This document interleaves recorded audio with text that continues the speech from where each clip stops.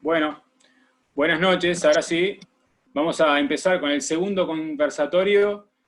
En momentos de pandemia, de encierro, vamos a continuar con este experimento que ya tiene cierta experiencia, así que ya podemos pedirle que pueda crear algo, ya tiene cierta edad madura. Así que bueno, vamos a empezar dándole la palabra a Enrique. Adelante, Enrique. Hola, ¿cómo están? Buenas noches. Me alegro que estén presentes otra vez, los que ya estuvieron y los que no estuvieron, que estén hoy. Contentísimo de la experiencia pasada. Muchas repercusiones, muchos mails, WhatsApp y escritos referidos a lo que estuvimos trabajando, y supongo que hoy se generará otro tanto. Vamos a ver cómo sale el segundo. Intentemos, lo importante es que los psicoanalistas pongamos un poco de palabra a este momento de tanto encerramiento, ya lo hemos hablado. Así que vamos a participar más o menos de la misma manera, como siempre. Lo que me gustaría entonces es darle la palabra a las tres personas que van a relanzar la conversación. En el orden, creo que está así, a nuestra querida Silvia Amigo, después a Celia Calvo, y después a nuestro querido Fabián Pérez, para que, bueno, arranquen tirando unas primeras líneas de conversación y nos ponemos a charlar. Así que, suerte para todos, y vamos.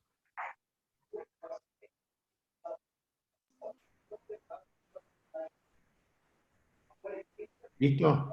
Sí, Silvia, si puedes el micrófono, a ver si...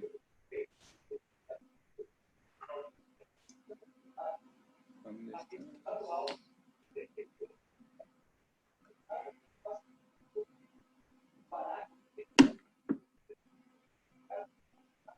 A ver si pueden habilitar el micrófono, porque no lo estoy viendo acá en la lista. ¿A quién te falta en la lista, Silvia Amigo? Ahora sí. ¿Ahora sí? ¿Soy Ahora yo sí. misma la que tengo que habilitar el micrófono? Sí, tú también podés, pero ya lo hice yo, bueno, así que adelante. Está bien. Bueno, en principio es un honor que me hayan invitado a iniciar este conversatorio. Como les dije la vez pasada, creo que estamos ante algo en lo cual sería una impostura decir que estamos en el momento de concluir, ya estamos en el momento de comprender. Pero al menos un par de cosas me dejó pensando la reunión con ustedes. Fue la primera vez que pude ordenar realmente algo en medio del desorden que produce esto. Yo les decía la vez pasada, justamente cuando terminaba la reunión, que a mí me parecía que lo que yo escuchaba en la reunión esta y en los otros foros con psicoanalistas, en los consultorios con los amigos psicoanalistas, es que se mezclaban argumentaciones en dos sentidos y ambos son legítimos. Uno es teorías sobre esto que está pasando que tienen que ver con el momento en la polis, en el sentido noble de la palabra política, en el sentido noble de la palabra política, es decir, no la lucha de facciones, la lucha partidaria o a quién va a votar uno o quién tiene razón, sino los movimientos de la cultura, ¿sí? ¿En qué estamos? Yo creo que ahí hay algo que podemos decir los analistas, y voy a decir en qué yo creo que los analistas tenemos no solo el derecho, sino además el deber de intervenir. Eso por un lado. Por el otro lado, las dificultades que trajeron varias colegas, y que tienen razón de traerlas, que traen el psicoanálisis en intención. O sea, es lo mismo atender en forma digital, atender por teleconferencia, atender por Skype, atender por llamada WhatsApp, que le falta al análisis cuando no está el cuerpo 3D del analista. Bueno, yo voy a hablar algunas palabras en esta ocasión sobre qué derecho y hasta dónde un psicoanalista puede intervenir en la polis. Lo que sería, en términos de Lacan, el psicoanálisis en extensión, ¿sí? No el psicoanálisis en intención. Si Fabián me dice cuánto tiempo tengo, me acomodo un poquito. ¿Cómo? No escucho. Y yo te hago saber cuando te quede un minuto. Bueno, ¿bien? ¿Un minuto? ¿Uno? No, cuando te quede. Ah, cuando me quede un minuto. Bueno, Les digo lo que yo releí porque es lo que me evocó la conversación con ustedes. Releí, ojeando desde ya, releí de Freud, Psicología de las masas y análisis del yo. Releí de Giorgio Agamben, Homo Sacer, ¿sí? El poder soberano y la vida desnuda. Y estuve releyendo los links, que no sé si lo oyeron, son de Byung-Chul Han, que es un filósofo surcoreano. Y voy a decirles entonces, ¿por qué creo que el psicoanalista tiene el derecho, y creo que además el deber de intervenir en el movimiento de la cultura? Porque creo que el otro mayúsculas, donde el sujeto se constituye, no es solamente papá y mamá, si bien lo es y centralmente, y lo seguirá siendo, sino también el otro de la cultura. En la medida en que el otro nos constituye, de ese otro nos tenemos que alienar y desalienar. El psicoanalista forma parte del otro, como forma parte del concepto de inconsciente, que es lo que Celia llamaba el lunes el software nuestro. ¿Sí? Bien, entonces creo que mientras no entremos en una disputa partidaria, que creo que ahí el psicoanalista derrapa, y ponía de ejemplo a Freud, que con Hitler encima no nombró a Hitler ni una sola vez, por lo cual su escrito sirve hoy, si no sería un escrito para la ocasión, sería una consigna. Entonces, lo que me evocó de Agamben es yo creo que hay una falsa polémica de los gobernantes, que para los gobernantes es lógica, dicen la vida o la economía, ¿sí? Para los griegos, y Giorgio Agamben lo trae, Zoe es la vida biológica, ¿sí? Zoe, y oikonomos, la economía, forman parte de la mera supervivencia de la vida nuda, de la vida desnuda. O sea que para Agamben, de un lado, y con los griegos, con Aristóteles, de un lado está vida como Zoe es la vida orgánica, punto, y oikonomos, que es todos los recursos para que esa vida continúe, sea la comida, la salud, el abrigo, la limpieza, etc. Por el otro lado, para los griegos estaba bios. Bios no es la vida biológica, bios es la vida en la polis, es la vida en el discurso, ¿sí? Y yo creo que los de gobernantes, con razón, yo no soy gobernante, se ocupan, y muchas veces el dilema que plantean es, ¿cuidamos la vida o cuidamos la economía?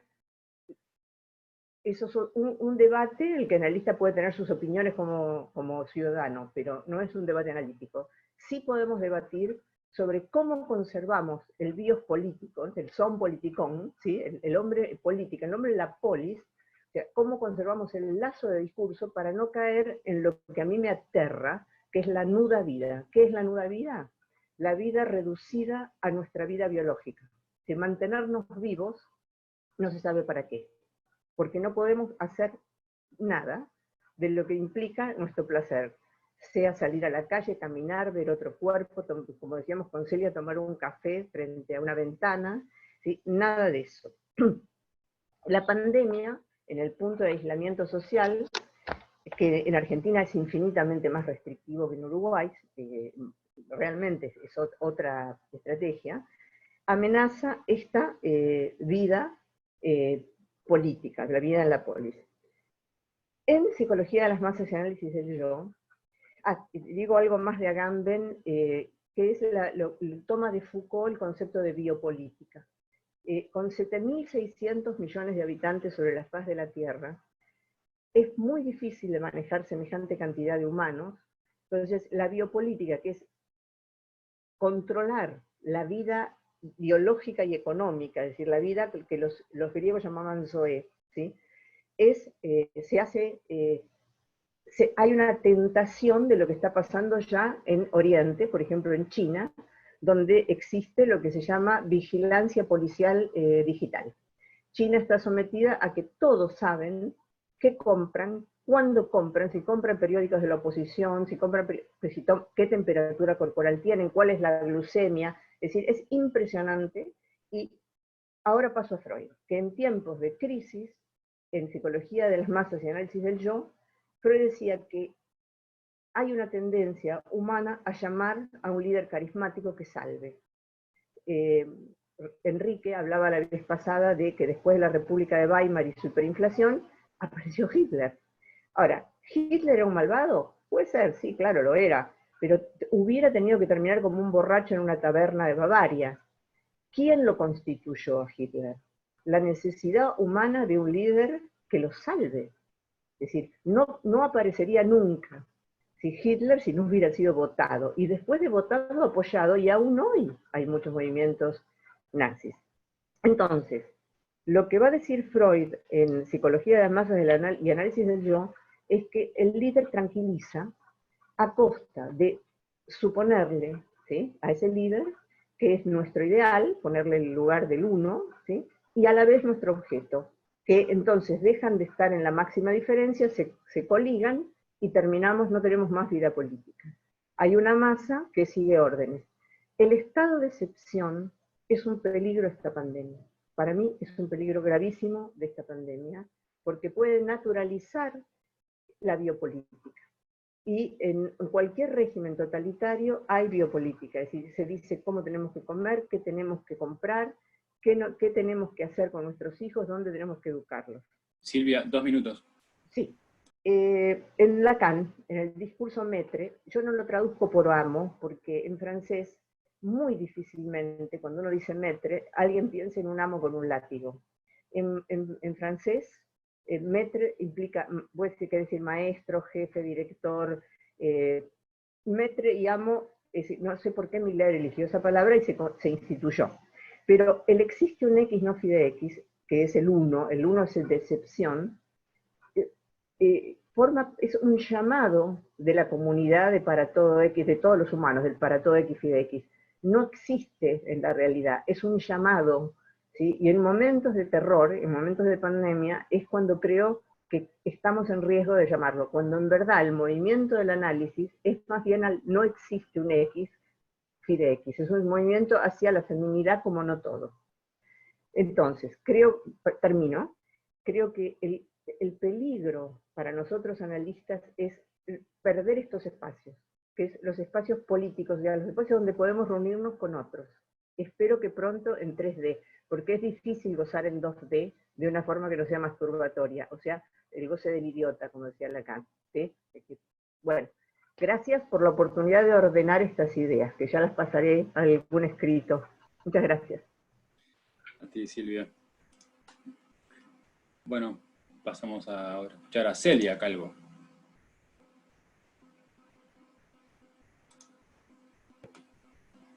Sí, ¿se escucha? Bueno, Silvia, ni que nos hubiéramos puesto de acuerdo, y vos y yo sabemos que no nos pusimos de acuerdo más allá de nuestras charlas, pero lo que había pensado hablar toca bastante algunas cosas que hemos estado conversando contigo. Yo pensaba que muchas veces no sabemos la causa del bien, pero sí terminamos acordando sobre cuál es la causa del mal, que en este caso no podemos dudar de la evidencia, que se llama virus. Este virus invisible en el campo de las representaciones, que no se sabe el daño que causa, infiltrado sin conocimiento, amo del juego, que controla las conductas, aislando a cada uno en la intimidad de su singularidad, decidiendo sobre la vida y la muerte según su capricho. Algunos alucinados, al ver esta inesperada duplicación de la llamada autoridad, amo, en este caso sería amo, no Maître, que la sociedad del mercado ahora ha excluido, y de hecho, efectivamente, con esta pequeña bestia, porque es pequeña pero es una bestia, con esta presencia inmediata, ya no simbólica. Sabemos que el virus se sitúa irrumpiendo la sintaxis del ARN en su huésped, que será tomado, entre otros síntomas, por un tartamudeo autoritario acelerado que desafía todo discurso. Entonces, me parece que la abundancia de información a la que estamos sometidos últimamente, que llega a millones, activa sobre todo, antes que todo, antes del COVID, el co-vacío. Entonces, cuidado justamente, por eso coincido con esto que planteaba Silvia, cuidado con celebrar la victoria del general en el doble sentido, el general por las generales de la ley y el general por el general militar. Hay que matar al pequeño nazi que se lleva adentro, de alguna manera. Estamos un poco cansados todos de esta cuestión de cómo protegernos del virus, que el tapabocas sí, que el tapabocas no, que mejor guantes, que los guantes no, que es para mañana, que pasado salimos, que en 15 días, etcétera, etcétera. Entonces, ¿cómo salir del aislamiento? ¿Cómo pasar el tiempo, que a veces es muy lento, a veces es muy rápido? Las pantallas son muy útiles, pero curiosamente, en la era de la inteligencia artificial, la del sentido común parece que justamente desapareció. Y justamente la ciencia, nuestra referencia suprema, parece desarmada, golpeada, tan pronto como el virus recuerda que es capaz de adaptarse, esto es, mutar, y puede cambiar anunciando que otros vendrán con el cambio climático. Por ejemplo, un monstruo tan pequeño nos recuerda que puede ganar la guerra. Estoy planteándolo en términos bélicos. La naturaleza, como dicen algunos, los analistas preferimos decir lo real, nos recuerda eso que a Freud le abre la página de lo tanático, de la pulsión de muerte, y golpea bajo a la ciencia. Se busca el culpable porque este gobernante, y no estoy hablando de la política, sino de la biopolítica, este gobernante, no estoy hablando de los partidos políticos de la época liberal, no sabe quién es el que lo causa y lo que lo causa. Así es como este amo, en este caso, o maître, efectivo del poder elegido, se disculpa ante la sociedad por los cambios del virus, se disculpa por los cambios que hace de sus políticas, hacen lo que pueden, pero efectivamente presentando que son los buenos que nos van a cuidar, presentándose como los mejores servidores del electorado, mientras que la multitud, las masas, como decía Freud, establecida como amante, no como se dispersa entre el acatamiento y las rebeldías.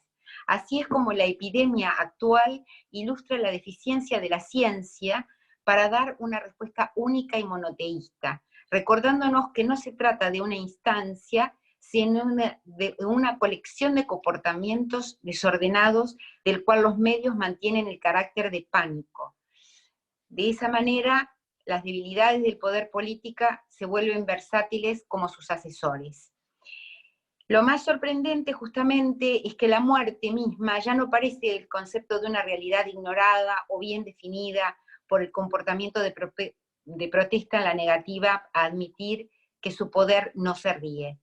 Gracias a la elección de la ciencia como conocimiento absoluto, no hay nada que se mantenga unido, a menos que la proporción estadística, tantos recuperados, tantos contagiados, tantos muertos.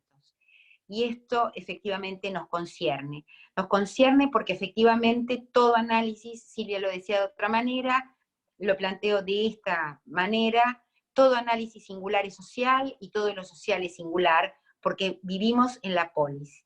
Entonces, cuando lleguemos a este punto, en donde los sujetos quedemos sujetados justamente al poder, creo que justamente allí será el precio a pagar por la cultura si ignoramos las posibilidades que nos da el psicoanálisis. En el primer conversatorio se habló de la peste de Tebas, se habló de la peste negra. Yo también voy a hablar de la peste, pero la de Camus, escrita esa novela en 1947, en donde bien se puede plantear una analogía con ahora, con el ahora, con lo que estamos viviendo. Es una novela con una clara alegoría al nazismo en lo peor, la peste marrón, con sus contendientes de la resistencia, sus colaboradores, sus traficantes, sus traidores, sus colaboradores y sus víctimas. Entonces, efectivamente, cuando lo real se irrumpe... Celia, un minuto. Sí, termino acá. Cuando lo real irrumpe, creo que lo decía José Suberman la vez pasada, efectivamente se pierde lo imaginario. Y esto nos lleva a una situación de duelo. Se trata de reconstruir el imaginario para podernos sostener en lo que nos anuda. Saber que el otro pequeño, nos espera y nos quiere. Cuando le hacía el chiste este de cómo se vistieron y qué sé yo, lo decía porque efectivamente el otro en la imagen nos es necesario. Y efectivamente creo que la pandemia del coronavirus es una pandemia de pánico. ¿Dónde está la perspectiva? Está en que la vida eterna esperándonos, si podemos evitar morirnos del COVID-19. Las medidas draconianas no parecen ser las mejores. Entonces, me parece que las democracias han sufrido mucho, al igual que la libertad, y sabemos que todo análisis, al ser social, es singular, y nos muestra el feo rostro de la censura que está también en nosotros, el miedo al otro. El prójimo, el próximo, adviene cuando se invoca al otro. Es la inminencia intolerable del goce, dice Lacan, que el otro pequeño es la inminencia intolerable del goce en el 69. El parletre se constituye, se hace sujeto con la invocación. Nadie puede sostenerse sin esos hilos que nos anudan por encima del abismo. No solo en la línea vertical del papá y la mamá, sino también en la horizontal, porque es con los otros, con los pequeños otros, con los que nos anudamos. Entonces, esto lo pensaba en contraposición al sueño, es una frase de Freud. En contraposición al sueño, el chiste es el más social de los productos de nuestro inconsciente. Y si tengo que elegir una de las cuerdas que nos anudan, elijo la cuerda de la risa y del chiste. Para eso, para terminar, voy a contar 2 chistes. Alguno de ustedes seguramente lo sabe, pero que me parecen bien adecuados para este tiempo. El primero es un analista joven, recién comenzando su actividad de analista, que atendía en un edificio donde atendía también un analista muy mayor, con mucha experiencia. Y él atendía 3 pacientes, 4 pacientes y terminaba agotado. Y el analista viejo atendía un montón y salía fresco como una lechuga. Entonces, en un momento tomó coraje, se animó y le preguntó: perdone, usted me va a disculpar, pero le tengo que hacer esta pregunta. ¿Cómo hace? Yo atiendo a 3 y termino agotado, demolido, y usted atiende a 15 o 20 o no sé cuántos y está perfecto. Y el analista viejo le dijo: ¿perdón? Bueno, lástima que no puedo escuchar vuestras risas, pero las veo sonriendo, porque justamente la risa es lo que sanciona el chiste como lazo social. El segundo chiste es una mujer, por supuesto tenía que ser una mujer de preguntona, le pregunta a su pareja, un hombre: querido, mi amor, ¿nosotros qué somos? Y él le contesta, como típico hombre: nosotros somos Homo sapiens sapiens.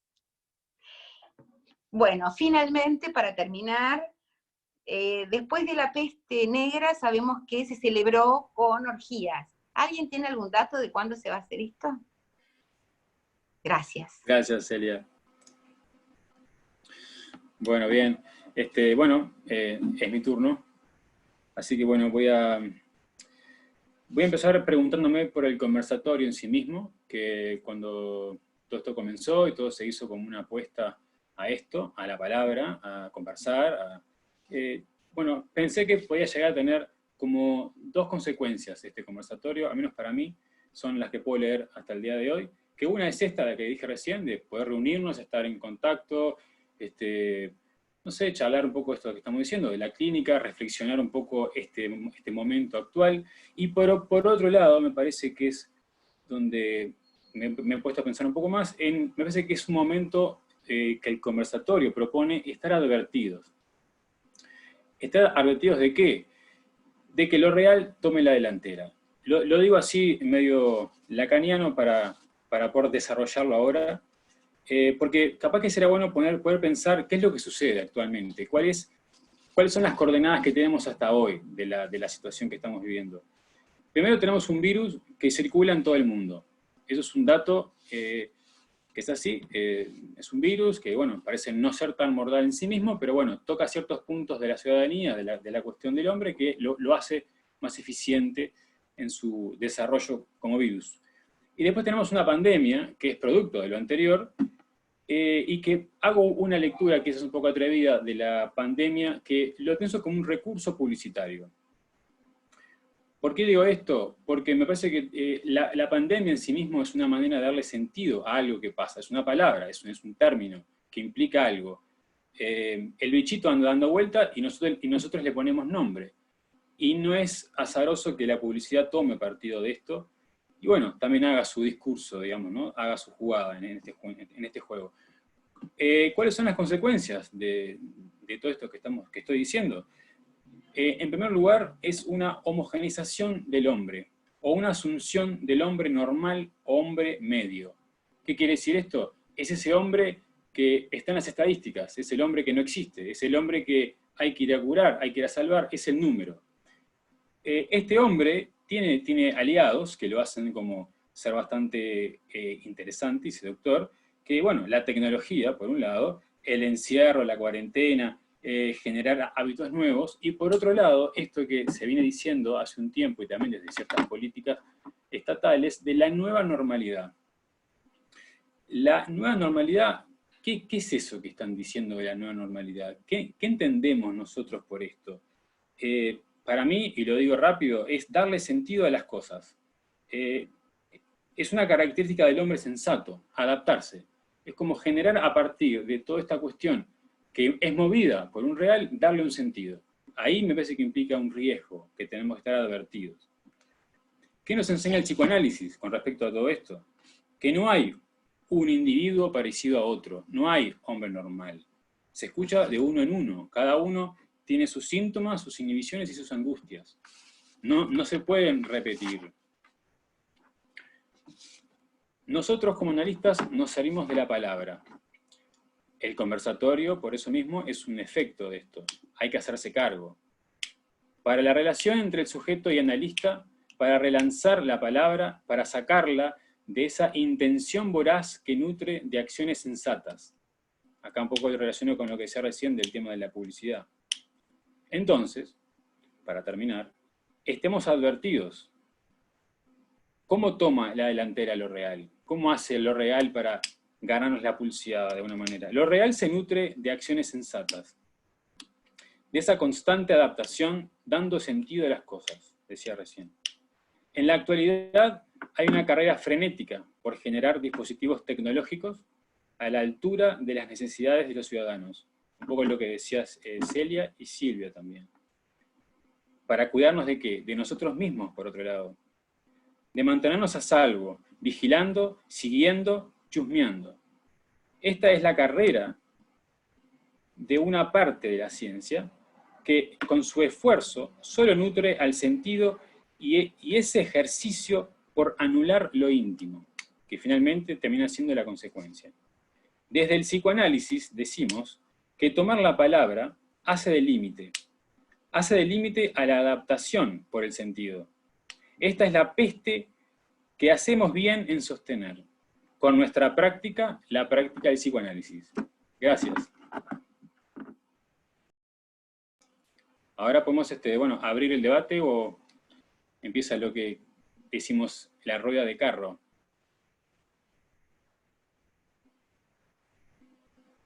Si alguien quiere comentar sus preguntas, como decimos la otra vez, levantar la mano. Rueda de carro al principio, ¿no? Rueda de carro. Adelante.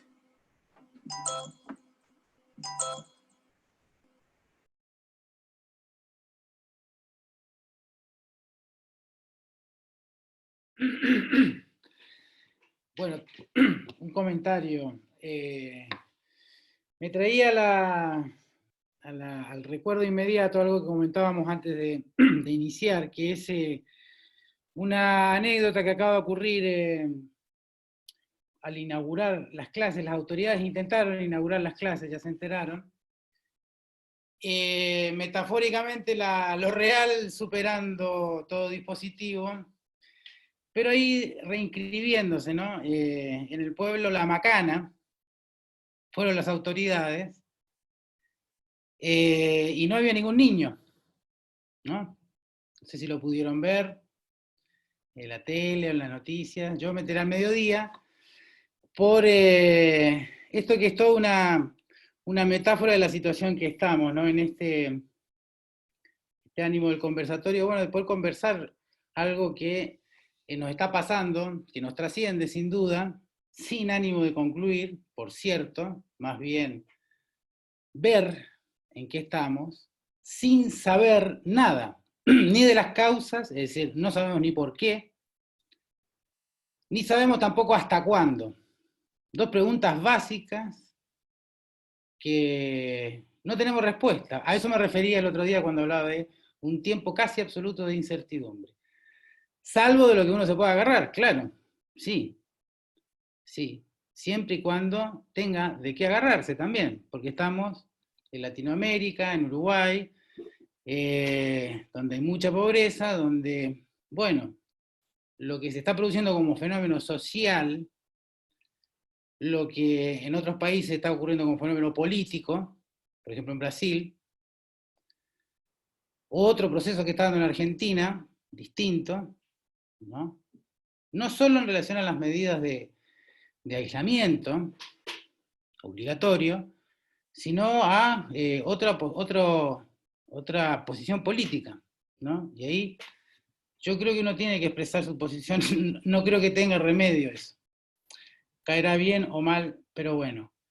Creo que el problema que tiene hoy, que hoy nosotros especialmente estamos padeciendo, y eso es interesante, es esta contramarcha o esta improvisación, que es cómo especialmente nos está tocando a nosotros asumir el fenómeno político, administrativo, sabiendo que a quien le tocara, eso estoy de acuerdo, esto no es una crítica a los gobernantes, a quien le tocara iba a ser un fierro. Pero acá viene otra cosa que me interesa agregar.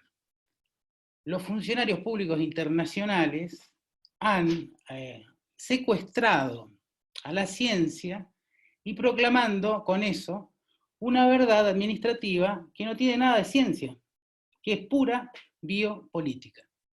La OMS es un organismo burocrático, administrativo, que ordena en función de una ciencia. Ese es el peligro, me parece.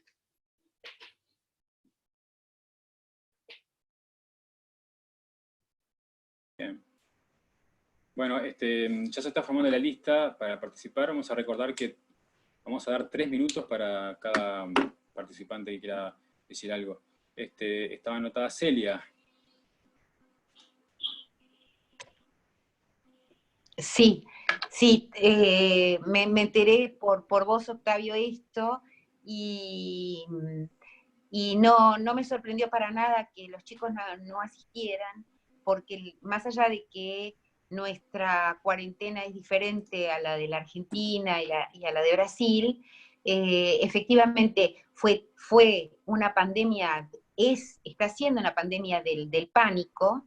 Efectivamente se encontraron con que asustaron tanto, paniquearon tanto a la gente, que efectivamente las mismas mamás y las propias maestras no querían ir. Entonces, pienso que no se puede jugar con este encarcelamiento, con el miedo de la gente. Era eso. Y recordaba una frase que está en La peste de Camus, en el Incipit, en los comienzos, que dice, la cito textual: es tan razonable representar un tipo de encarcelamiento por otro como representar cualquier cosa que exista por algo que no existe. Y en esto me baso en las investigaciones de un científico danés muy prestigioso, presidente de la Academia Danesa, que dice que hay un punto de pánico y de pandemia del pánico que efectivamente hace que la gente responda por ese lado. Gracias. Bueno, vamos a dar la palabra ahora a Clara Kruklak. Clara, ya tenés el micrófono abierto. Sí, ahí voy. Un momentito. Ahí voy. ¿Me escuchan? Sí. Buenas noches a todos, muchísimas gracias. Gracias a Payán por invitarme a participar de este conversatorio. importantísimo, vital para nosotros en este momento, para poder sostener nuestra peste, como vos bien dijiste. Quería hacer simplemente un comentario con respecto a la irrupción de lo real, porque nosotros trabajamos con un real que insiste, y cuando aparece el real que irrumpe, digo, solo para mencionar que es aquel real sin ley, para el cual Lacan inventó una regla de juego, el nudo Borromeo, ¿sí? Para anudarlo. Hablamos muy, digamos, con mucha soltura y convencimiento de qué quiere decir esto de los tres anudados. Y me parece importantísimo recordar, digamos, que cuando pensamos en generar un nuevo imaginario, las palabras, ¿sí?, que están dando cobertura a esta situación que vos llamas publicidad, pero que cargan de sentido este imaginario, ¿sí?, que recordemos también que hay un falso imaginario y un imaginario que es el anudado, y de ese tenemos responsabilidad, digamos, ¿no?, de hacerlo que se sostenga anudado. Y en ese sentido, voy a tomar algo que dijo Silvia, hola Silvia, que el psicoanálisis forma, en el psicoanálisis en intención, forma operadores, o sea, para insertar el psicoanálisis en el mundo. Y es por esto que cuando damos sentido, en el sentido de la peste, del psicoanálisis, cuando damos sentido, yo creo que el riesgo que corremos es coagular la palabra riesgo y peligro. El peligro está en seguir generando peligros, ¿sí?, cuando para un lado o para otro, ¿sí?, se va a coagular un ideal pleno de sentido. Entonces yo escuchaba a Octavio, y te agradezco mucho, Octavio, la info que pasaste, vital también me parece, que estamos frente a algo que irrumpe, que no tiene nombre, que le van poniendo nombre, sin duda, pero recordemos la palabra del científico, que para ese momento, donde no tenemos conocimiento, es necesario inventar. Y los psicoanalistas estamos inventando un modo de sostener el lazo y el discurso. Entonces, por eso celebro esta reunión y te agradezco mucho que me hayas invitado. Gracias. A ti. Bueno, sigamos. Enrique. Rapidito. Me gustaría, tal vez esto que voy a decir va para el otro costado. Aquí hay una serie de cuestiones que nos estamos planteando en nuestro relacionamiento como psicoanalistas en este momento de pandemia, y nuestra posición y nuestra lectura de lo social. Pero querría hacer referencia a lo que en parte se habló en el conversatorio anterior, que tiene que ver con la nueva modalidad de estar trabajando, que es la virtual. Y quiero decir algunas cosas al respecto, que para mí son preocupantes. Personalmente he preferido trabajar con WhatsApp audio, no con video, sino con audio, porque me fascinaba demasiado la imagen que se detenía cuando escuchaba a alguien y aparecía la voz diferenciada del cuerpo, lo cual no está mal, pero si uno quiere compatibilizar las dos se pierde. Y no necesariamente cuando trabajamos analíticamente y utilizando un diván, es muy importante la visibilidad.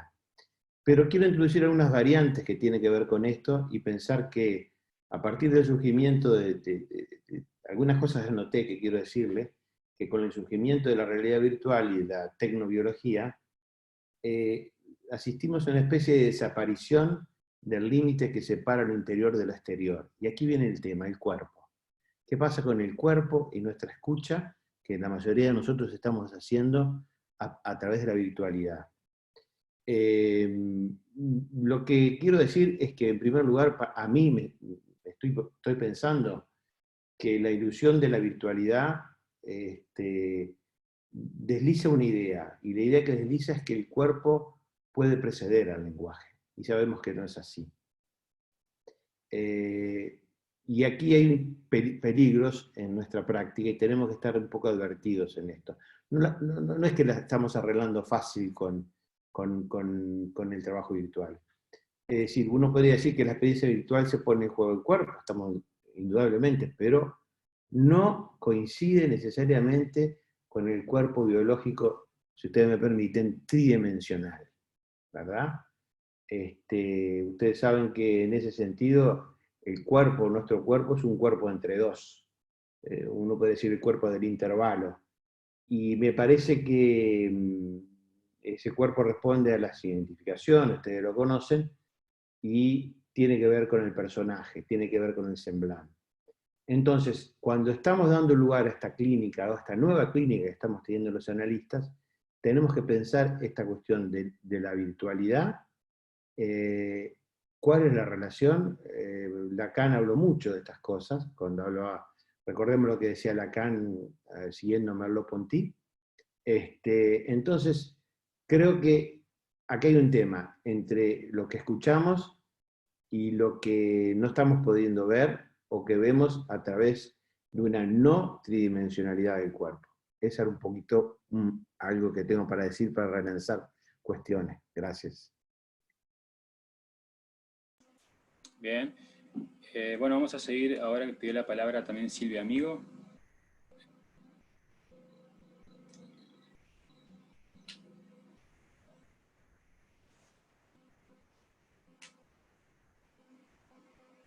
Para que yo te habilito. ¿Estamos? Ahí. ¿Sí? Pronto. Bueno.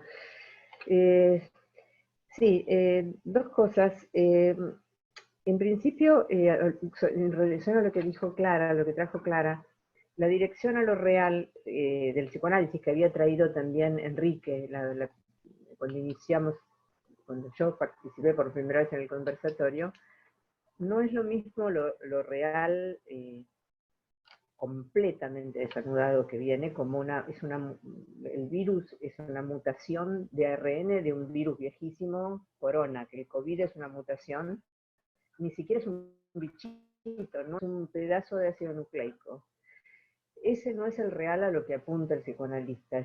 El real a lo que apunta, la dirección a lo real, a lo que va el psicoanalista, es lo que no se puede atrapar, ¿sí? Es al real, al no todo simbólico, no todo imaginario. O sea que justamente lo real desanudado no es lo que puede disolvernos. Nosotros tratamos de ir al no existe un X, no pide X. Por eso decía que en la polis, a mí me parece fundamental lo que dijo Fabián, que la biopolítica tiende a la homogeneización. Y lo que dijo Clara, no es lo mismo peligro que riesgo. No hay vida sin riesgo. O una vida sin riesgo no tendría sentido. ¿Sí? No se trata de un riesgo loco, pero una vida sin riesgo no tendría sentido. Le doy la palabra al hijo de una paciente. La paciente es muy aprensiva, con lo cual los chicos estaban 2 semanas antes en la casa. ¿Sí? Son chiquitos, o sea que no es que tienen encerrados a 2 adolescentes. El nene le dice, mamá, ¿cómo voy a saber si me gusta la vida si no me la dejas probar?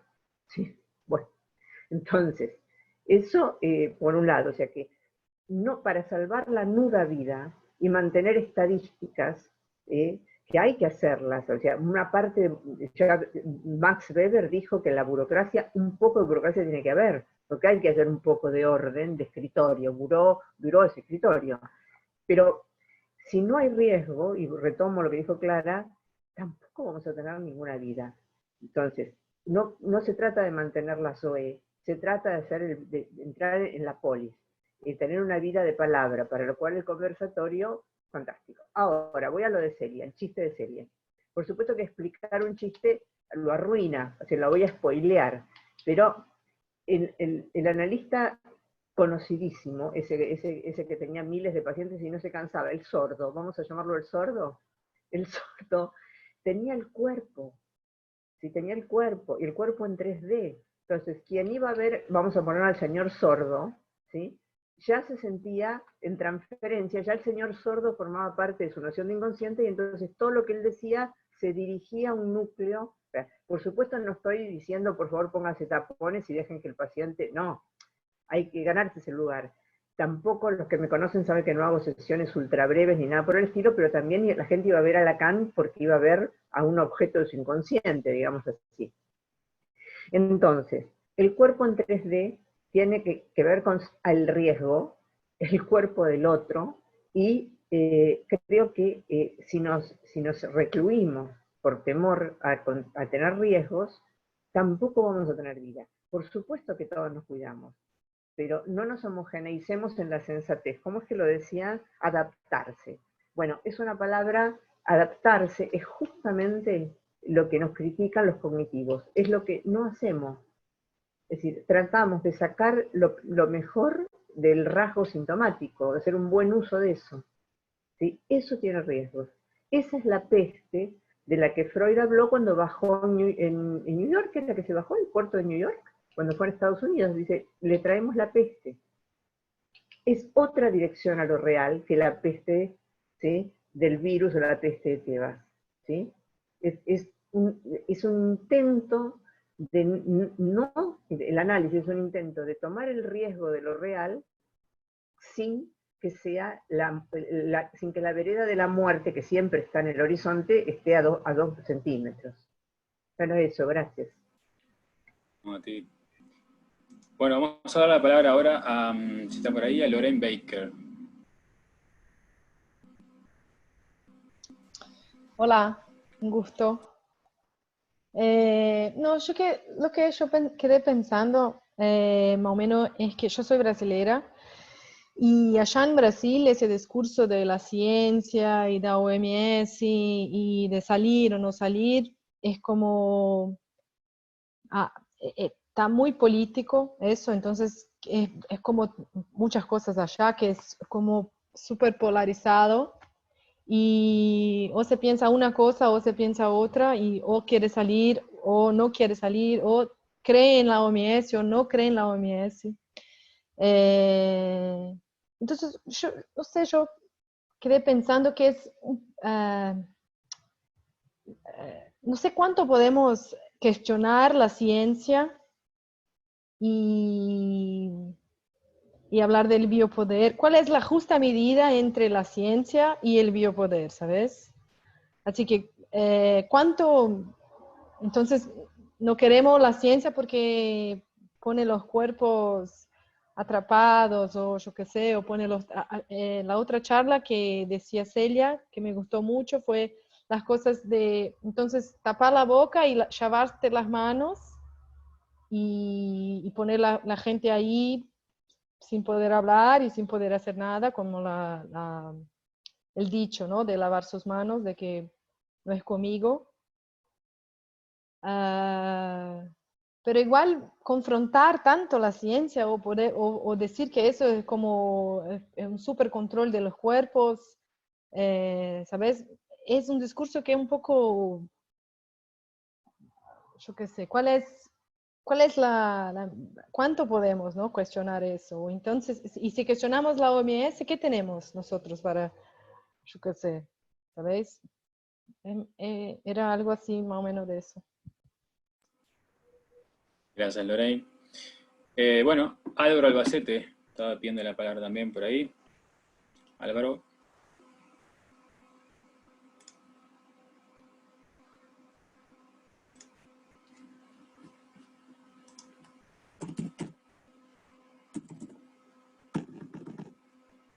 ¿Se fue Álvaro?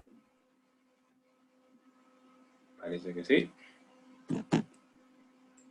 Ay, Alvarito. Ahí. Ahí Bueno. leí la palabra. Ahora sí. Bueno, si no me dan la palabra. Bueno, buenas noches a todos, un gusto darlos de vuelta, que voy a empezar al revés de lo que hay pensado, con esto del cuerpo. Les cuento que yo a veces hago mis pequeñas trampitas y trucos para distraerme de la imagen del otro, ¿sí? Un poco en la línea de lo que decía Enrique, y quedar más, no quedar fascinado, no quedar tildado de la imagen que siempre tenemos presente si tenemos cuerpo de frente o mismo también en el diván. Y eso que decía el teléfono.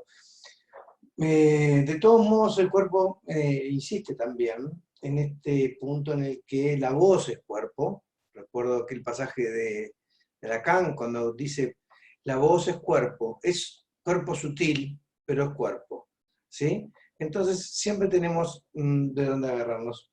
Y tenemos que seguir inventando ahora a partir de estas condiciones nuevas, como dicen, de la bidimensionalidad. Pero esto de la voz, que siempre es un problema, y que cuando entramos en el fin de año,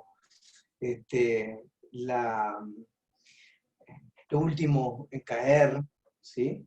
Es lo que ahora se nos presenta primero en este tipo de encuentro. Eso lo dejo, lo pienso retomar, no quiero gastarme el tiempo ahora, porque quiero hablar por boca de un pibe que la otra vez me decía, ¿por qué hablan de encierro? Tanto de esta palabra encierro. Dice, ahora los que quedan encerrados son los africanos, fíjate que es la primera vez que no les pasa la desgracia a ellos. ¿Sí? Son los únicos que no están, entonces es un problema mundial, pero no en África. Qué raro, le llamaba la atención eso, y entonces él pensaba, me dejó pensando a mí, y lo transmito porque creo que es válido, que esta cuestión de la pandemia es porque la pandemia o el COVID como metáfora de muerte. Me decía, ¿pero por qué como metáfora de muerte si es solamente el 2% que está previsto? En todo caso, de enfermedad. Me empezó a interrogar y me empezó realmente a apurar. Y me dijo, ¿sabes qué pasa? Que en realidad no es una metáfora de muerte. Lo que da mucho miedo es que todavía no lo pudimos nombrar. Porque la muerte, dice, nos preocupa, nos aterra cuando se nos presentifica.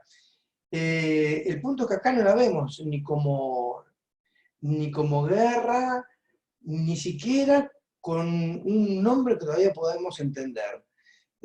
No sabemos bien aún cómo funciona, ni hasta cuándo, ni a pesar de que, como dice Silvia, está súper estudiado, pero con unas mutaciones nuevas que lo convierten en algo que vamos a tener que esperar más de un año para las vacunas, etc. Entonces, básicamente, a lo que me refería este chico era a que la ciencia en sí es la que se está poniendo en un lugar, se está corriendo de ese lugar de amo y se está encontrando a sí misma en un espejo de impotencia. Y que eso es, desde allí, digamos, derrama el pánico. Me lo decía un chico, me dejó pensando y se los quería contar. Paso la palabra. Bien. Bueno, Freddy, de Tucumán, que hace un tiempo estaba pidiendo la palabra. Si yo lo encuentro acá.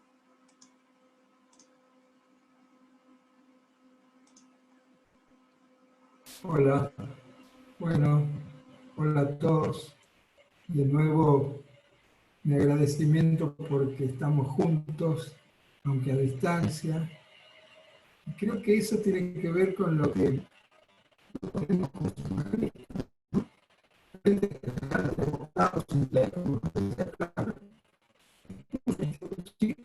el sujeto.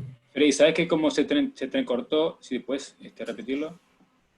Claro, frente a este real desbocado, el real sin ley que decía Clara, ¿cómo reintroducir al sujeto?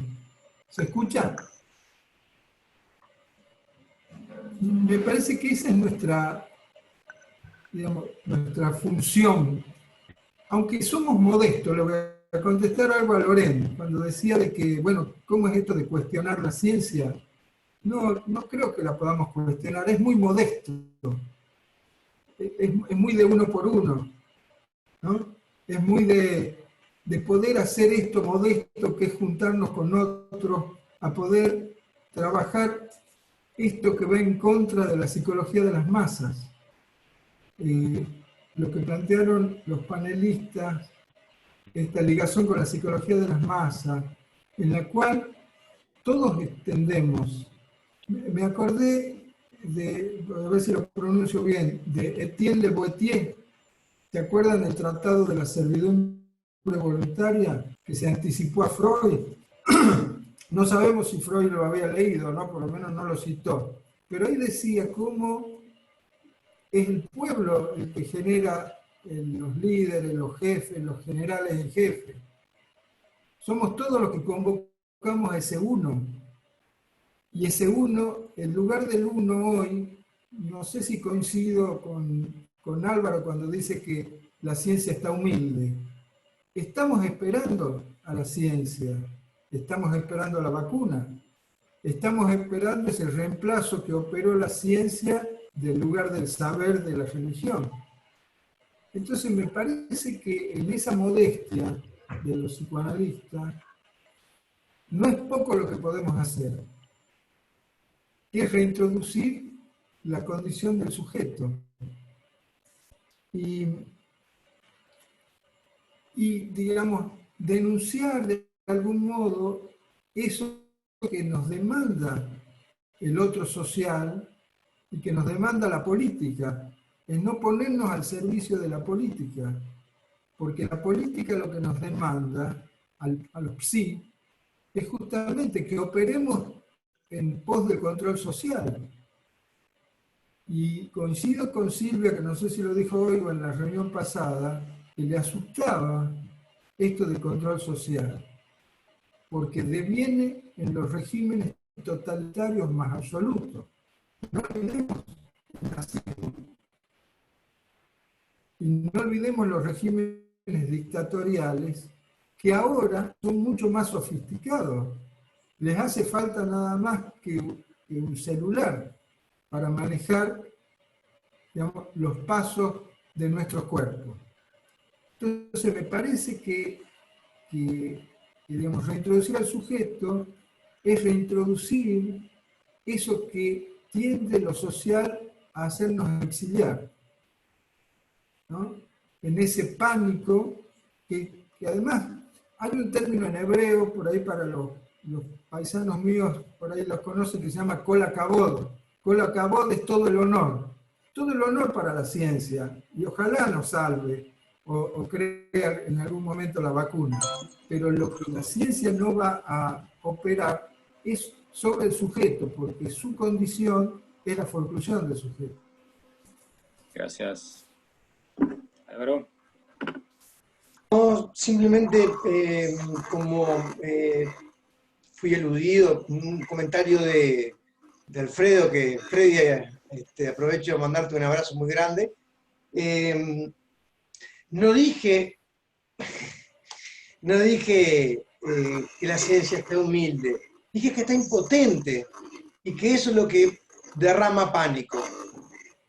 La impotencia en la que se encuentra en este momento para dar respuesta desde la ciencia. Que no, y justamente eso, lo que no soporta es eso, ponerse en posición humilde. ¿Sí?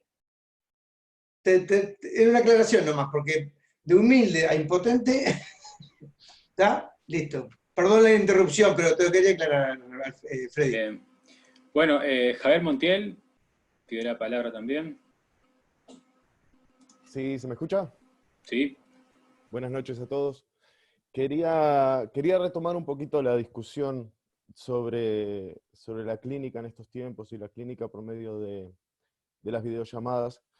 Y me ponía a cuestionarme un poco y a cuestionar esta bidimensionalidad de la imagen en la videollamada o en la clínica por medio de la videollamada y la tridimensionalidad. Porque Álvaro me dio un poco el pie con esto de la palabra como cuerpo sutil, y yo pensaba un poco cómo se funda el cuerpo, cómo se funda la tridimensionalidad del cuerpo en relación a la palabra, en relación a los goces que conllevan estas palabras, y en relación a la pulsión, como la definía Lacan en relación al eco en el cuerpo del hecho de que hay un decir.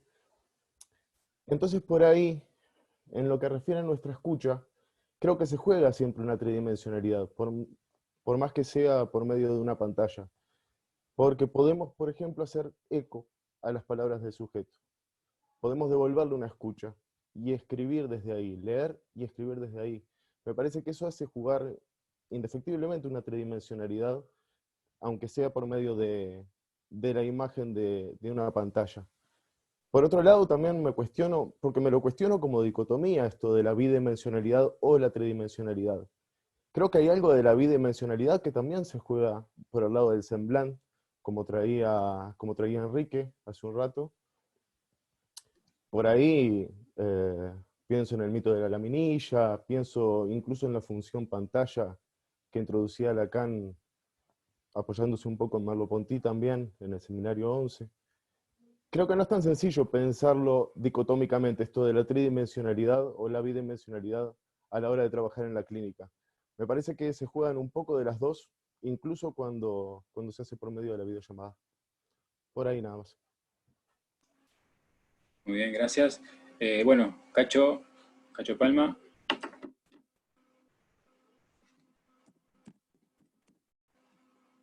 Bueno, gracias por todos los comentarios. ¿Se me está escuchando? Sí. Ahora no. Ahí está. Ahora sí, ¿no es cierto? ¿No? Sí, ¿Se escucha ahí? Perfecto, gracias. Hay muchas cosas, la verdad que esto es casi una bomba, un estallido. La cantidad de voces, de cosas, pero me voy a quedar un poquito, voy a contar sobre esto de lo virtual, que varios lo dijeron. Yo elegí a algunos pacientes seguirlos atendiendo en forma personal. Podría decir que tenía que atenderlos o que estaban graves, no es cierto. Algunos pacientes elegí seguirlos atendiendo y otros, bueno, trabajé por todos los medios, WhatsApp, llamada telefónica, Hangout, Skype, y me encontré ahí con una dificultad que tiene que ver con lo que decía Silvia el otro día, qué pasa con los silencios. Otra dificultad que tuve hoy recién y que nos pasó cuando Alfredo empezó a hablar, ¿sí? Hoy tardé 20 minutos en poder conectarme, no sé qué pasaba con el internet y no me podía conectar. ¿Qué quiero decir? Que no solamente los silencios, sino algo que se apaga en sesión, en presencia, se puede apagar la voz, pueden suceder una serie de accidentes, incidentes, que siempre son analizables en sesión. A través de estos medios no pueden ser analizables porque no hay un sujeto ahí, digamos, está un problema tecnológico. Quiero decir que no es lo mismo que alguien tenga un problema para estacionar y diga no podía estacionar, a que se me cortó el internet. ¿Sí? Se me cortó el internet y lo que pasaba que contaba Silvia, hacemos silencio y dice, estás ahí, se perdió, escuchaste lo último, retomo lo último que dije. Bueno, todas esas cosas. Pero yendo ahora esta semana, aquí en la provincia de Santa Fe, por un decreto del gobernador, se reabrieron los consultorios que están inscritos como tales. Por lo tanto, el consultorio donde yo trabajo desde hace 25 años funciona legalmente, con secretaria, recepcionista. Entonces eso me permitió invitar a los pacientes que querían venir con todo el protocolo, tenemos un protocolo absolutamente adecuado, a atenderlos y otros seguir en forma virtual. Ahí me encontré con una cuestión que es que volvió a surgir un relato que tiene que ver con esto que lo virtual apaga, otra vez vuelvo a esto que apaga. Lo virtual apaga el intervalo, apaga el tiempo necesario para, es decir, tanto el WhatsApp, sí, estoy en una reunión, pero también estoy hablando con mi hija y también estoy atento a cómo va el resultado del equipo de fútbol que estoy jugando. Es decir, estoy en un lugar y en varios lugares a la vez todo el tiempo. ¿Cuántas veces nos molestamos que estamos hablando con alguien y está con el WhatsApp conectado con medio mundo y no con nosotros, ¿no? Cacho, un minuto, Cacho. Y la idea del zapping, ¿no? La idea del zapping de que paso de una cosa a la otra. Entonces, no es lo mismo que alguien tenga un tiempo de traslado hacia el consultorio, que suba un ascensor, suba una escalera, que tenga que estacionar, que vaya en bicicleta. Es decir, ese tiempo entra en lo analizable. Lo otro es un tiempo que, como se me ocurría esto de que se apaga, ¿no? Y la otra cuestión es que yo me he encontrado muy fuerte con esto que nos enseñó a leer Freud como extrañamiento, tanto en las dos vertientes, ¿no? En la desrealización como la desubjetivación. Mis pacientes, mis analizantes, están atravesados por eso, pero a mí también me pasó. El primer día que voy al consultorio a atender al segundo o tercer paciente, cuando bajo a tomar café, me sentía reconfortado, aliviado, me sentía realmente con ese empuje de lo real que llamamos vida, porque es el real anudado, es eso que donde empuja la vida, donde la vida teje. Y digo, ¿pero qué me pasa? ¿Qué me pasa? No me alcanzaba, ay, sí, es útil, qué linda sesión, había algo más. Y era esto, había podido salir de esa cuestión fascinante, pero también torturante del extrañamiento. Hasta ahí, gracias. Gracias, Cacho. A ver, una Verónica, María Verónica, si se anima a habilitar el micrófono.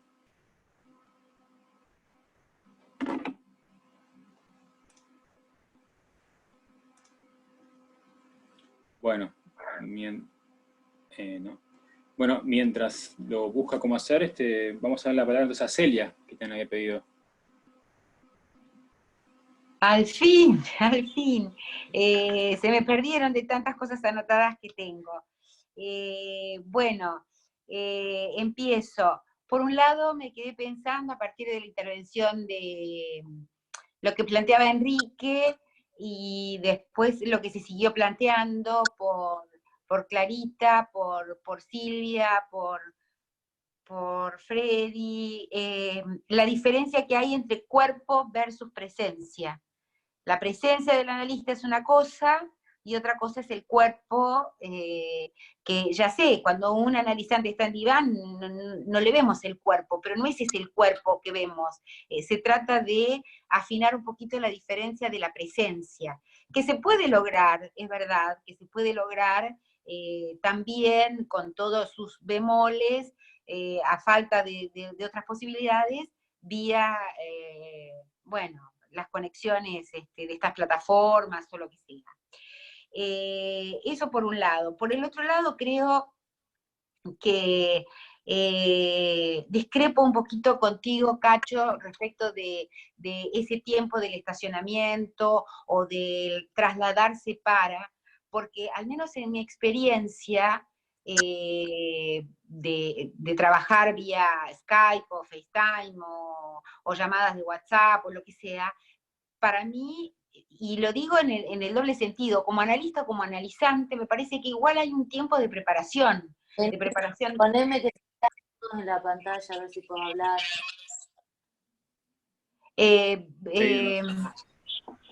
No, lo que decía es que me parece que igual hay un tiempo de preparación. Por lo pronto, a mí me lleva un tiempo de preparación de la maquinita, que esté bien, que el alumno me encandile, disponible para escuchar. Que me parece que el tiempo ese pasa porque muchas veces uno se encuentra que alguien está esperando en la sala de espera y está escribiendo mails, o está mandando y respondiendo cosas, en vez de estar en ese tiempo de espera que implica la sala de espera como un instrumento más de los que tenemos en nuestra tarea. Tercero, la cuestión de la peste creo que fue bien descrita por Clara cuando planteaba esta cuestión de la diferencia entre el riesgo y el peligro, y Silvia cuando aclara esto de Zoe y de Bios, me acordaba de la frase de Heráclito, de que Bios es el arco de la vida, pero que también conlleva la muerte, y que efectivamente una vida sin riesgo no es una vida, eso es una vida vegetal. Si no hay una chance de exponernos al 3D, y lo digo en tono nostalgioso, si no podemos abrazarnos, si no podemos, no sé, putearnos, yo qué sé, mirarnos de otra manera que no sea a través de la pantalla, creo que hay una diferencia bastante importante. En tercer lugar, y ya termino, no nos tenemos que olvidar, en esto creo que decía Freddy, que acuerdo, que la ciencia, y bueno, después Álvaro lo aclaró y estoy de acuerdo con él, no es que la ciencia está impotente, la ciencia siempre va a ser impotente porque la ciencia es como los bomberos, va a ir siempre corriendo atrás, y ya sabemos que los paradigmas van a ir cambiando y que van a imperar en distintos momentos políticos. Creo que en realidad es el pánico, el miedo, la desesperación y la necesidad de el líder, el jefe, el Hitler, que nos mantenga el pedido de un amo que nos dé respuestas, y que en realidad es la masa la que pide el amo que lo dirija.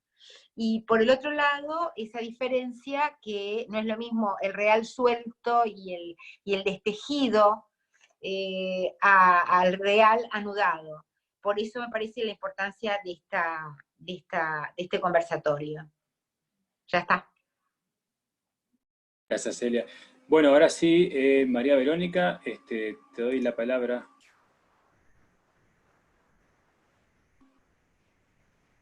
Ahí. No. Ahora sí, te escuchamos. Sí, buenas noches. Bueno, primero agradecer todo lo que voy escuchando, que son muchas cuestiones. Realmente, bueno, esto tiene algo de insostenible, o al menos a mí, para todos, pero yo trabajo en un hospital psiquiátrico, en un hospital general, y además en consultorio privado, y bueno, quería traer a la cuestión de que se habla de lo real, de lo inesperado, que también hay una realidad, un real que nos está trascendiendo, al menos en la Argentina, en la provincia de Santa Fe, que es la ley, que no se puede negar que hay una ley que prohíbe la circulación, que hay una enfermedad que no está reconocida por las obras sociales, por las ART. Digo esto porque, a ver, el otro día se habló de algo del orden de la transgresión. ¿Cómo se puede pensar la transgresión que sabemos que es propio del sujeto? A ver, desde los hospitales vivimos un ambiente donde bueno, está la realidad concreta, que están las medidas de seguridad, y ojalá que estén, y se ven los casos, pero desde los consultorios, obviamente que no es lo mismo que esté el cuerpo que no esté, pero ¿cómo hacer cuando alguien no puede salir de un pueblo y circular? Yo hablo de la Argentina, cuando puede tener miedo de contagiarse, por más que uno lo quiera atender, hay gente que no quiere venir. Y digamos, esto de nosotros mismos en los lugares de trabajo, mantenemos la distancia, nos tocamos el codo, esto que ya es una cosa, saludarse con el codo, y hasta cuándo pasará esto, son dos cosas que no nos queremos abrazar. Hay miedo a abrazarse, no digo a darse un beso, porque ya sería, bueno, y digamos, ¿cómo vamos a salir de esto? Realmente es preocupante, es angustiante, nos angustia a todos, porque yo particularmente tengo Un minuto, angustia. María. Bueno, y la cuestión que me parece central es ¿hasta cuándo? ¿Hasta cuándo? Teniendo en cuenta, no poniendo ningún extremo, ciencia versus tanto, ¿hasta cuándo? Porque si no hay marco, si no hay límite, sabemos que no puede producirse nada. Gracias. Muy bien, bueno, vamos ahora a dar la palabra a Silvia Mío, que la había pedido hace un rato también. A ver. Adelante. Algunas cositas. Como decía Celia, tengo cualquier cantidad de anotaciones, entonces voy a ver alguna que pueda decir. En relación a la preocupación de Lorraine, ¿cómo era? Ustedes me dirán, Lorraine algo, no me acuerdo el apellido, la chica de Brasil. Yo creo que hay organismos burocráticos, como la OMS, que han sido atacados durísimamente, por ejemplo, por Trump, ¿sí? La OMS hace lo que puede con la pandemia. Yo creo que es fácil criticar lo burocrático, pero insisto en que hay cosas de Weber que habría que releer. ¿Sí? Sin un pequeño marco de orden burocrático, nada puede funcionar, ¿sí? Si uno se atiene solo a ese orden, es un orden mortífero, es la ley del cementerio, pero sin eso no se puede funcionar. Y ahí voy a ir a la cuestión de la ciencia. La ciencia, como decía Celia, siempre es impotente. Lacan pone ciencia en el lugar del goce del otro. Es decir, ese goce inmanejable que todavía no se simboliza, ahí Lacan pone la flecha. Me estoy refiriendo a la tercera, creo, pero ahí seguro pone ciencia. Es decir, un intento de achicar lo más posible algo que se nos viene, nos viene a aniquilar. Pero Lacan, yo juro que no quiero discutir mal con nadie, pero yo hago una apuesta a dónde Lacan dijo que la ciencia forjura el sujeto. No lo dijo nunca. Lacan nunca quiso salir del campo de la ciencia.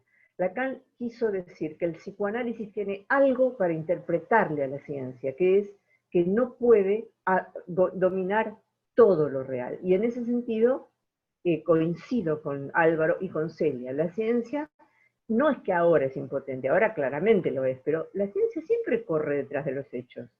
Absolutamente siempre. ¿Sí? A ver, va a correr siempre detrás de los virus, puesto que los virus, por su naturaleza misma, son mutantes, con lo cual cualquier virus puede eventualmente mutar y la ciencia va a ir siempre atrás. El tema de creer que la ciencia pueda dominar ese goce del otro es una ilusión donde, vuelvo a Celia, puede volverse a lo que traía, que es el pedido de la masa de que aparezca un líder que domine, ¿sí? Por ejemplo, el campo de la ciencia. Es lo que Agamben trabaja en Homo Sapiens, y lo que Foucault denuncia como biopolítica. Así que yo creo que no se puede oponer el psicoanálisis a la ciencia. La peste del nazismo es una peste que puede llegar a pasar como ilusión de que eso va a contrarrestar a la otra peste. En relación al análisis en intención, yo creo que efectivamente hacer estas sesiones, yo las hago generalmente sin imagen, como Enrique, que es imprescindible. Hacer estas sesiones es mucho más que no hacerlas. Es enorme poder continuar los análisis, enorme, pero hay algo de el cuerpo, de cómo se saluda, de cómo se recibe al paciente, de cómo el espacio en el que está, que la voz, que es 3D, literalmente, la voz es 3D porque son ondas sonoras que golpean el aire, no se ven, pero está golpeado por la voz, por eso hay que tener tanto cuidado con lo que se dice, ¿sí? No se puede herir el tímpano con cualquier cosa. Ese 3D no va a reemplazar enteramente al encuentro en un consultorio. Yo creo que hay un límite, eso no quiere decir que no aprovechemos al máximo las posibilidades de esto que estamos haciendo. Realmente, yo la primera vez que logré entender algo que me permite ponerme, me dijeron, me pidieron, escribí sobre la pandemia, le dije, no puedo escribir porque todavía no llegué a ninguna conclusión. Todavía tampoco llegué a ninguna conclusión, pero se me ordenaron ideas hablando con ustedes. Es real lo que les digo, no es para halagarlos.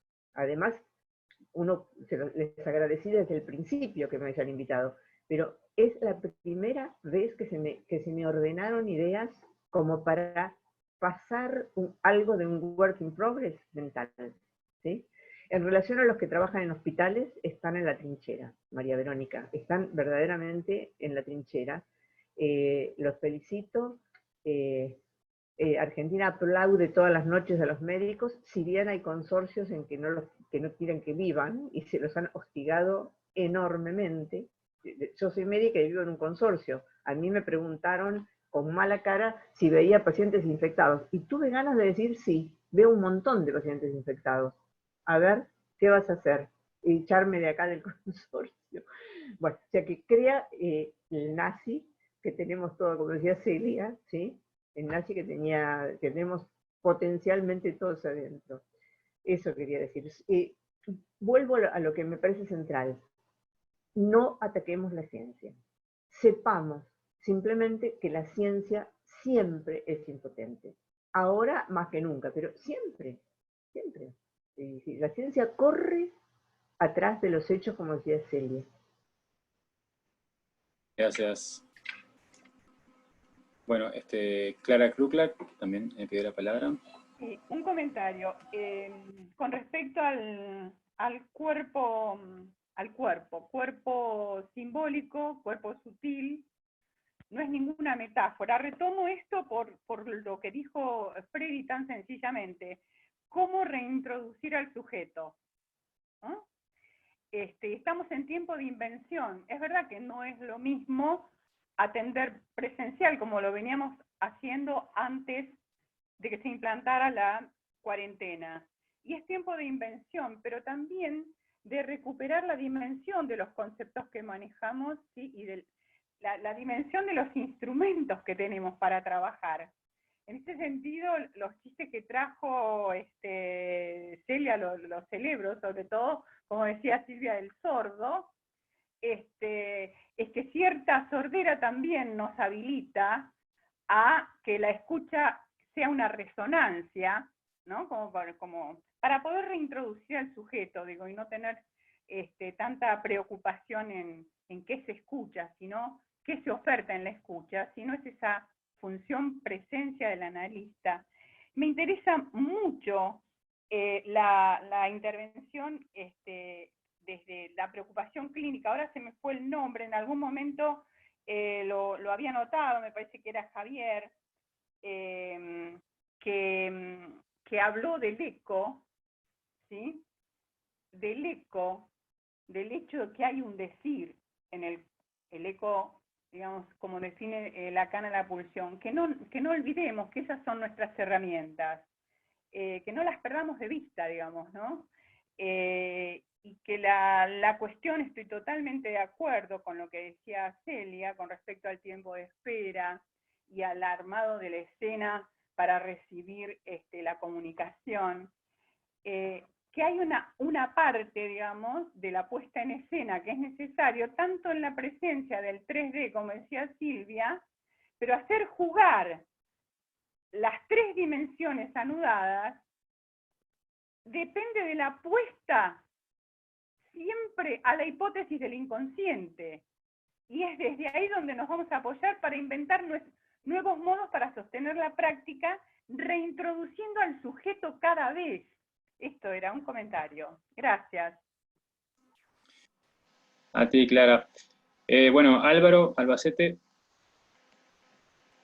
¿Estoy con sonido? ¿Sí? Sí, adelante. Primero, lamento, estaba muy bien la dirección que había tomado Clara y interrumpo para ir para otro lado, porque me parece que está muy bueno ir retomando y ahondando cada vez más en lo que concierne a la clínica analítica, ¿no?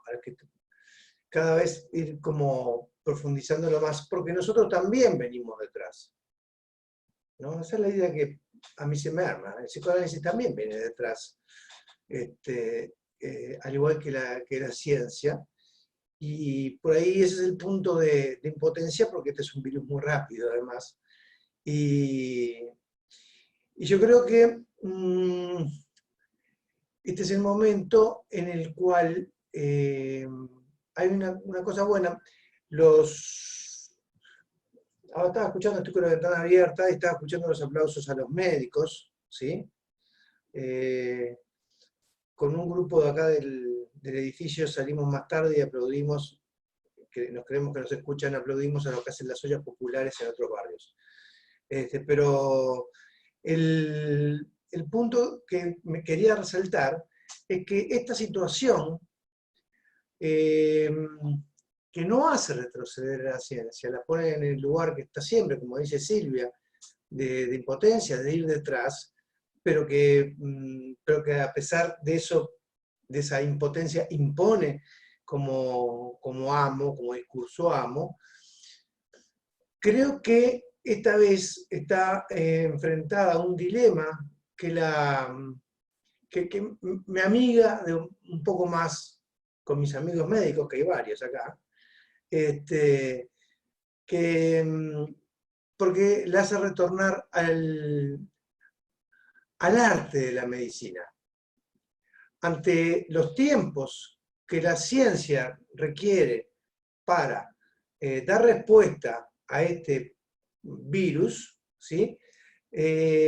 Algunos con más o menos prudencia comienzan a inventar no por el lado de los tiempos de que hay que esperar para, sino inventar nuevas modalidades de abordaje, ¿sí? Cacho por ahí, Silvia, sé que hay médicos por aquí, y pueden de pronto decir algo acerca de esto.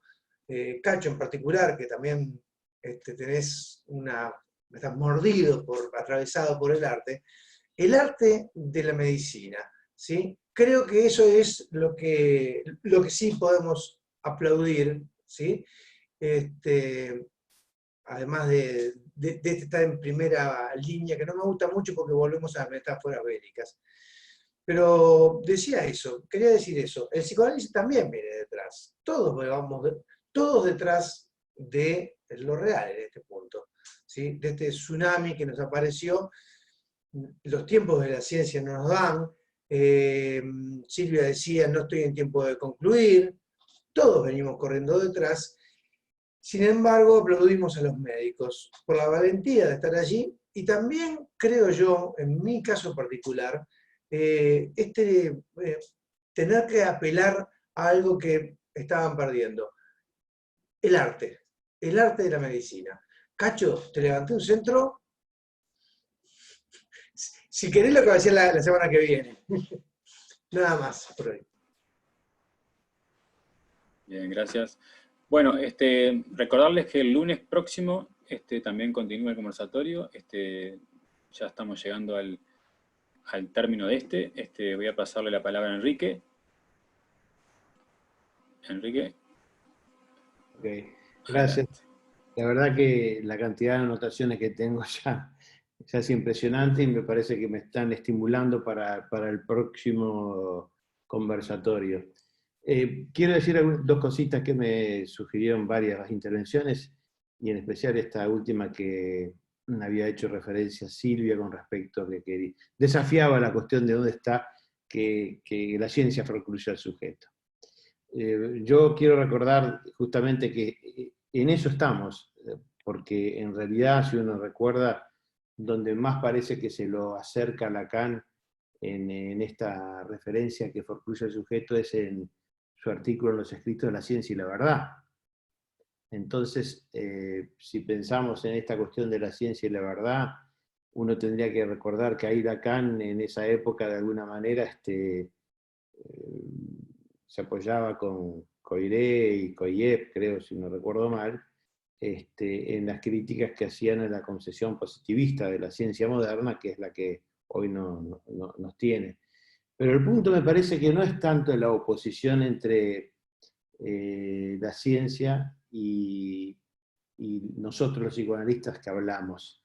Me parece que es una falsa oposición, sino de que a partir de Freud sabemos que hubo una revolución, una nueva perspectiva de la subjetividad, y que el sujeto no se confunde con el individuo. Y ahí viene el punto. Esa confusión no tenemos que caer. El sujeto no es el individuo. El individuo podemos dejárselo a la ciencia y a la biotecnología, ¿por qué no? Lo que sí tenemos que ver nosotros analistas en esta dimensión de la verdad, en esta dimensión donde el sujeto de la experiencia analítica no es el individuo biológico en ese punto, pero sin negarlo. O sea, esas falsas oposiciones son las que pueden, las que se han puesto como más en evidencia ahora en esto que parece que peleamos contra la ciencia o contra la biotecnología.